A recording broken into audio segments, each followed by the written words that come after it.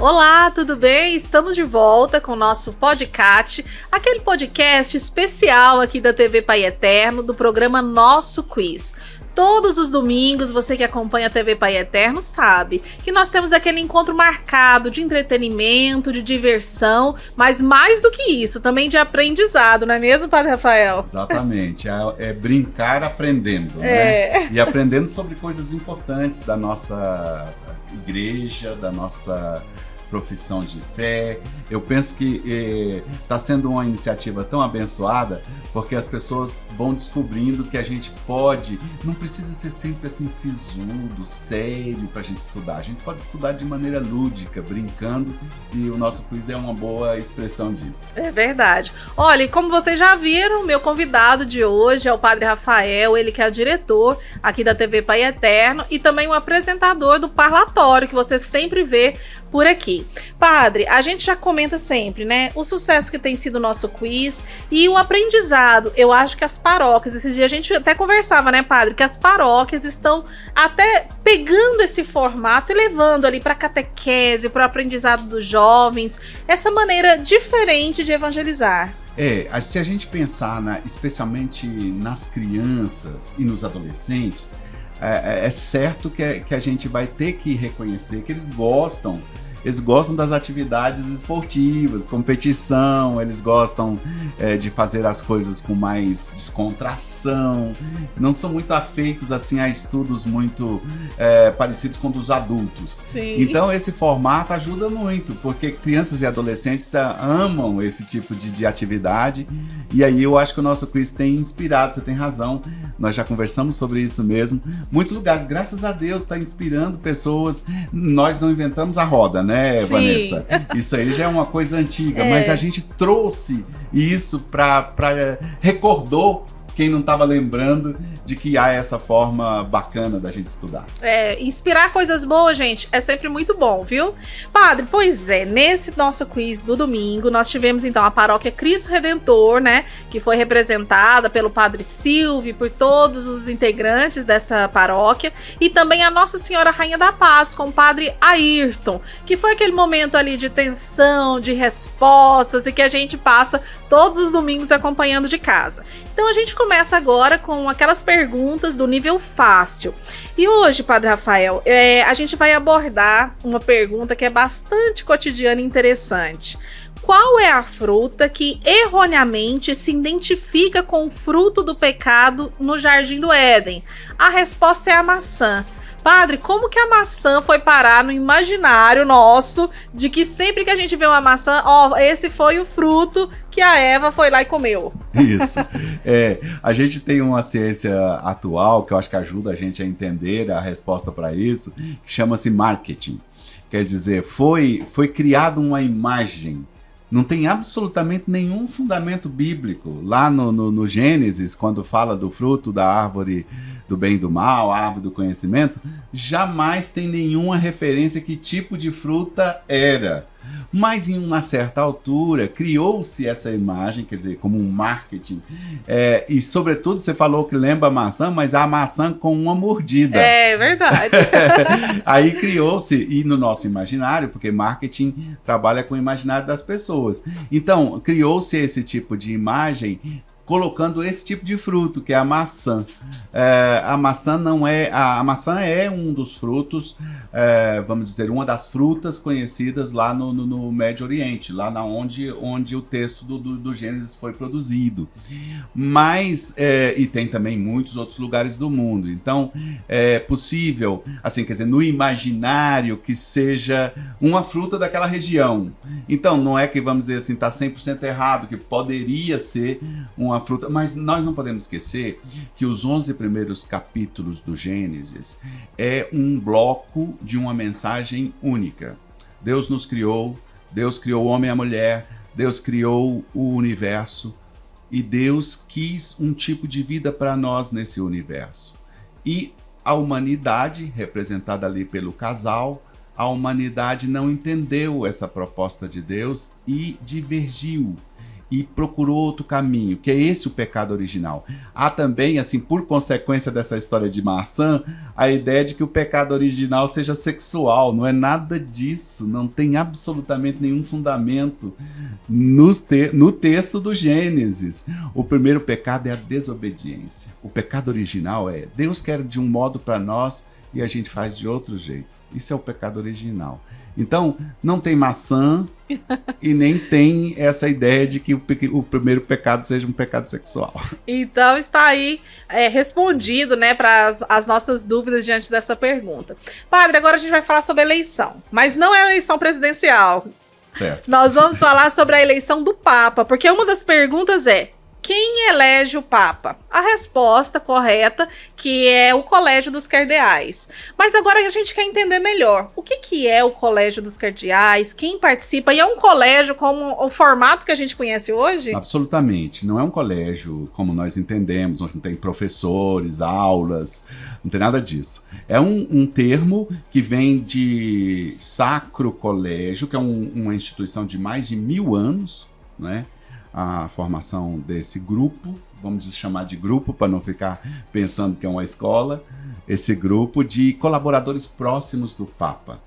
E se a gente for estudar a história da igreja, vamos ver que os cardeais tiveram, desde o início, uma proximidade muito grande com o sucessor de Pedro, porque seriam aqueles padres que estariam ali em torno da diocese de Roma. Então, é por isso que hoje os cardeais atuais, todos têm uma igreja equivalente na diocese de Roma. Por exemplo, mesmo os 2 últimos cardeais que foram, os 2 últimos brasileiros que foram criados agora em agosto passado, Dom Leonardo Steiner e Dom Paulo César, que é o arcebispo de Brasília, 2 cardeais novos, eles têm lá em Roma uma igreja equivalente a eles. Quer dizer, onde eles são os, vamos dizer assim, não são os responsáveis, porque eles vão lá, celebram de vez em quando, mas é só para dizer que cada igreja de Roma, por causa dessa tradição, ela tem uma equivalência com um cardeal. E para a gente explicar por que formou esse grupo, esse colégio, que são aqueles próximos do Papa que o ajudam no governo da igreja. Então hoje nós podíamos até dizer que tem 2 grupos de cardeais nesse colégio. Aqueles que trabalham na cúria, e ali todos ou quase todos, porque agora tem até leigo que é chefe de dicastério, chefe de departamento, mas em geral, tradicionalmente, os chefes dos departamentos, que houve um tempo que a gente chamava de Sagrada Congregação, hoje chama de Congregação, são ocupados por cardeais, quer dizer, esses colaboradores próximos do Papa. E eles, então, 2 grupos, aqueles que estão lá na cúria e aqueles que não estão na cúria, estão lá nos seus países, como é o caso desses 2 últimos que eu falei, mas que eventualmente prestam um serviço lá na cúria, faz parte de algum grupo que precisa ir a Roma regularmente para ajudar o Papa. Então não é colégio no entendimento nosso, é um grupo de colaboradores próximos do Papa. São 2 formas regulares desses cardeais se reunirem. A primeira chama consistório, que é quando o Papa convoca, aí os cardeais vão para assuntos específicos. E o outro que você falou no começo é para eleger, é para eleição do novo Papa, e essa reunião chama-se conclave. Quando um Papa falece, ou como recentemente um Papa renunciou, então se convoca o conclave, que é a reunião dos cardeais, e nessa reunião eles elegem o novo Papa. Padre, vamos então para o nosso nível intermediário das perguntas, e a pergunta é a seguinte: qual destes santos não está na lista dos doutores da igreja? E o santo que na lista não estava era Santo Expedito. Santo Expedito. Padre, o que precisa ter, ou ser, ou fazer para ser um doutor da igreja? Por que desse título? A importância dele também. Então, é de importância vital, porque trata-se de um reconhecimento, um título honorífico dado alguém que tem sã doutrina, sã teologia. Quer dizer, alguém que na sua vida, na sua expressão, e também escritores, são grandes escritores, os doutores da igreja. Então a gente pode ir lá nos seus textos e perceber a retidão da sua doutrina, a retidão da sua teologia. Então esses são chamados os doutores da igreja. É um grupo pequeno, não chega a 40, é um grupo pequeno.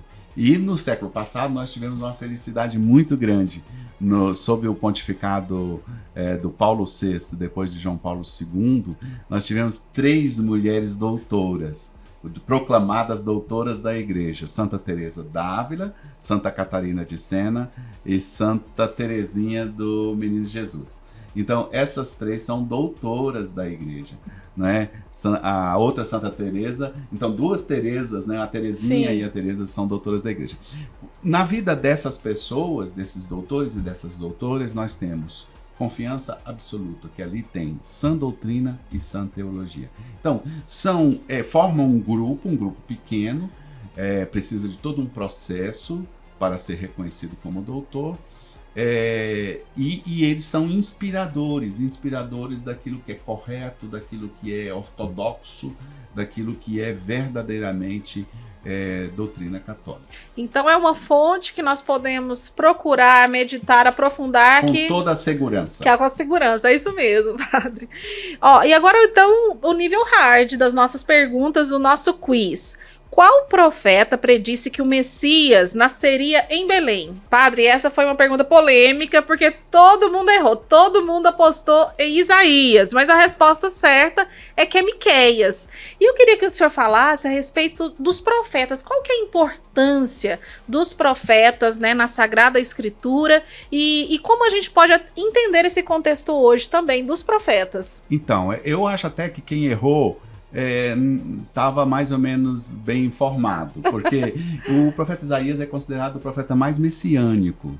Então, para falar que seria o Isaías era fácil, mas na verdade 700 anos antes de Jesus nascer, quem predisse que ele nasceria em Belém foi Miqueias. Mas o profetismo bíblico, na verdade, a gente precisa fazer uma distinção, porque todos nós que somos batizados temos também um compromisso profético. A gente é consagrado no batismo como profeta, sacerdote e rei. É assim que a gente é consagrado no batismo. Portanto, a profecia é parte do nosso compromisso batismal.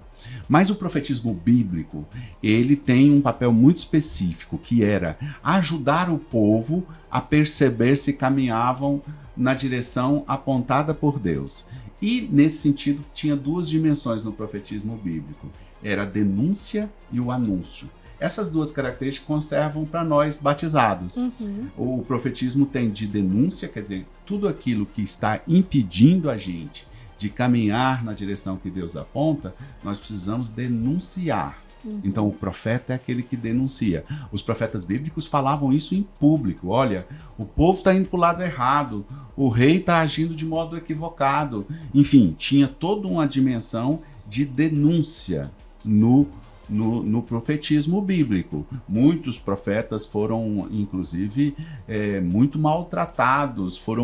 Por quê? Porque falavam o que ninguém queria ouvir, não é? Os profetas bíblicos eram assim, alguns deles têm relatos de muita tristeza, de dizer que ninguém olha para ele, quer dizer, todo mundo despreza o profeta por causa da dimensão da denúncia, não é? Que não se conforma com o errado, que não está de acordo, não fica passando a mão na cabeça. Diz a verdade, mesmo que ela seja muito dura e muito difícil de ser aceita. Essa é uma dimensão do profetismo bíblico e do profetismo que nós devemos exercer como batizados. A segunda dimensão é o anúncio. Aí não tem denúncia, é o anúncio. O profeta bíblico anuncia.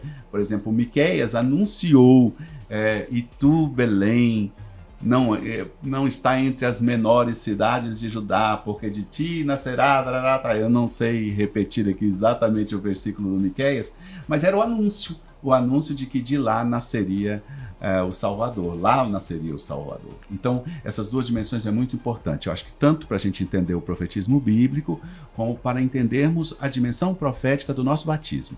Denúncia e anúncio. o anúncio é bem mais fácil, né, padre? Na prática, o anúncio é mais fácil, mas ninguém fugiu da sua missão. Cumpriu fielmente a missão de profeta, como a gente deve cumprir como também. Todos nós. Como isso todos mesmo. Nós. Padre, eu quero agradecer, né, a sua participação mais uma vez conosco aqui no nosso podcast.